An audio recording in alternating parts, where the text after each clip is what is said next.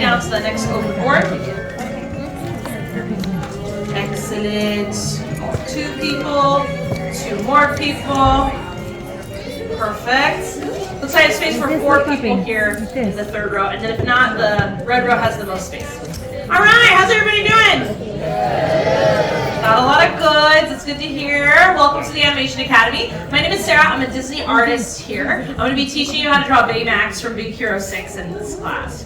Now, up at the top is my friend Mia. Mia's going to hang out with us in case y'all need something. So just make sure you raise your hand nice and high. If you need to leave early, we completely understand. Just remember your exit doors are the same doors you first walked in through. So the one on the far right that Mia's pushing open, that's the one and only exit to get out back to the park, okay? Now this class is a rough drawing class, so one thing to keep in mind is that you don't have erasers to the backs of your pencils. So kind of a little bit different way that we draw here, but the important part is you want to keep everything very, very nice and light, especially here at the beginning. It's important to also follow instructions. I'll be guiding you how to draw Baymax step by step up here, but chances are if I'm leaving something nice and light, it's because we're going to add something on top of it, so make sure you're following along. But that's pretty much it. Are you ready to get started drawing Baymax? Yeah. All right, the determination, I love it. Now, he's actually one of our few characters that we draw his entire body. So we're actually going to draw up his main portion, which is a pear shape. We're going to use 2 circles. The upper chest is going to be a circle that's about the size of a tennis ball or baseball. I just want to leave a little space on top here for his head, so I'm going to go a little bit lower than the top of my page. I'm drawing in this circle very, very nice and light. We're going pretty quickly, so don't get caught up on how the circle looks, because we're very quickly going to draw in some more shapes on top of this. I'm going to cut the circle in half, though, from top to bottom, and I'm really stretching out this line, going all the way down to the bottom of the page to help me to make sure he's as symmetrical as possible throughout the sketch. Now, up at the top where the line is sticking out, this is where we're going to draw in his head shape. You want it to overlap where the circle is. So it's going to almost look like BB-8 for a second. But this is not the droid you're looking for. In fact, we don't want a droid. We want a healthcare companion. So we're going to draw in the bottom portion of his body. This is where his tummy is. This circle is going to be a little bit wider. If the first circle was about the size of a tennis ball, I would say this one's about the size of a softball. And this is what's going to help to create that nice pear shape for his body. He doesn't have all these curves, he's not a normal snowman. So we are going to bridge these 2 together over here on the side. So you can see how it's creating that shape. Now right where the line is sticking out at the bottom of the belly, this is where we're going to draw in his 2 feet.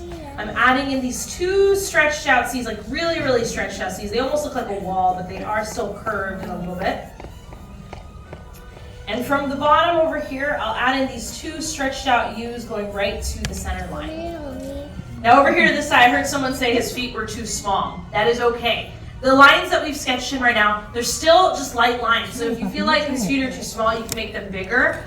Or if you feel like his body is too large, you can always make it rounder. I do need, again, listening is a big important part of it, so just something to keep in mind, especially with your volume, okay? What we're going to do now is, since now we have a light foundation for it, we want to pick our favorite lines. So if you don't like something, just leave it nice and light. I'm going to go up here toward the top. I'm going to add in and darken up this oval for his circle. And hopefully you're going to start to notice, and you can hopefully see it on mine, that as I'm going back in to darken up the one line that I like, it's really starting to pop against all the light lines. So this is where I say, like, you can make as many lines as you need to get to the point and get to a shape that you really, really like, including shaving off the portions that you don't want. I actually think his belly over here to the side is going a little too far, so you know what I'll do? Just add in a couple lines, kind of shave that portion off, because I don't want that part. So this is something that we're going to do going all the way around. We're going to lock in his entire belly here. And as we're doing this, I'm going to tell you more about Baymax and Big Hero 6. This is the first time ever that Walt Disney Animation Pictures got to work with another studio, the studio being Marvel. Big Hero 6 is a Marvel comic. It's actually based off of a comic called Sunrise in the Big Hero 6. In that comic, Baymax actually looks quite different. He doesn't look like the healthcare companion that we know from our version of the story, but rather he looks a lot more like a gargoyle. Has anyone seen like the 90s show Gargoyles? He kind of looks like a green gargoyle from one of those. You can picture that in your mind. For this though, they really wanted him to be more huggable, more reliant, and definitely a lot cuter. So as you can imagine, they were looking at a lot of different references to figure out how this character is going to be very different. Part of it was looking at Disney characters who also kind of invoke the same type of feeling. In fact, there is actually one Disney character who's a bear who loves honey. Was one of the big inspirations for his like body type, as being this big one, and that's Winnie the Pooh. He didn't guess it yet.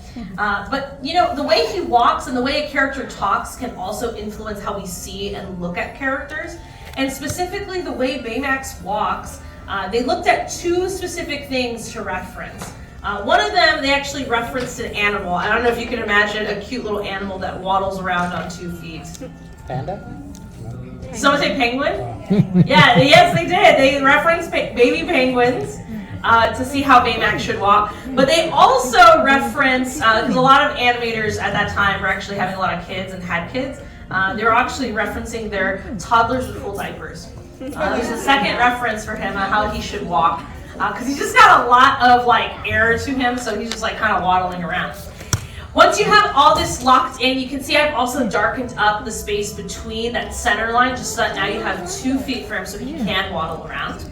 But I'm going to very lightly start to build up the bottom here. I'm going to add in this line that's going left to right, right above where his muffin top is. And I'm also adding this line right underneath where his head shape is. Now in between these two lines, this is where we're going to sketch in these nice big, kind of like J shapes. They almost look like ears in a way. And I want to bring this down so it touches that line and then goes right back up.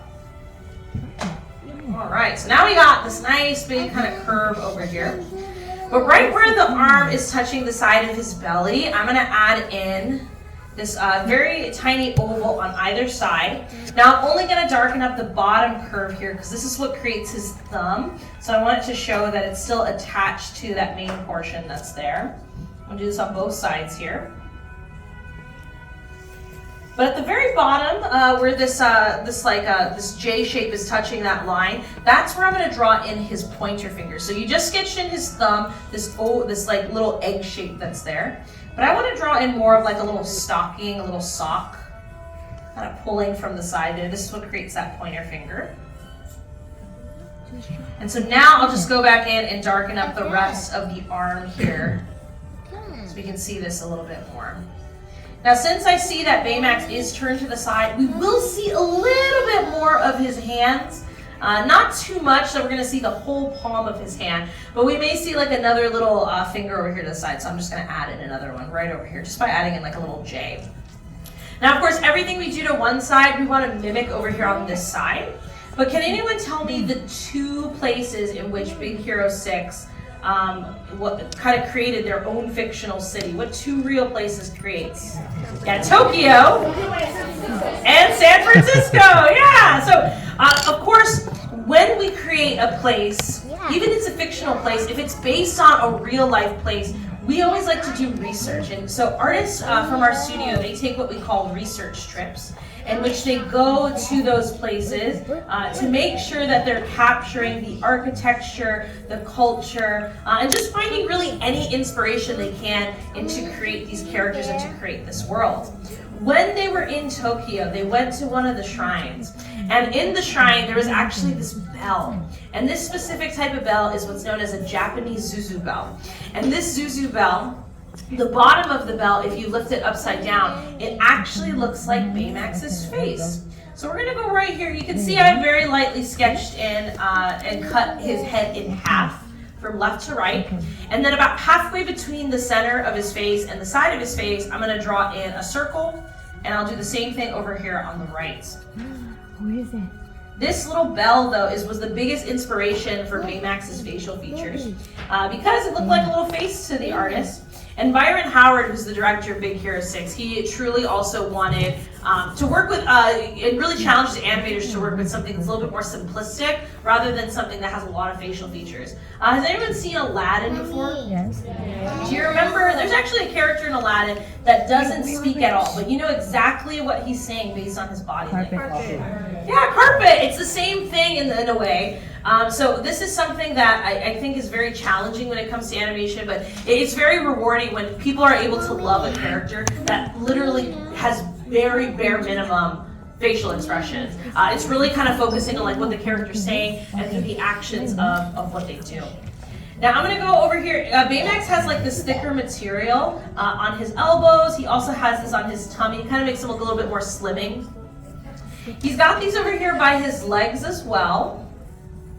But there is something that goes down here by his legs, and those are his charging ports. This is what allows him to make sure that he's never in low battery mode. I'm going to very lightly add in a rainbow connecting one toe to the other. It almost makes him look like he's pigeon-toed too, so I just think this is very cute as well.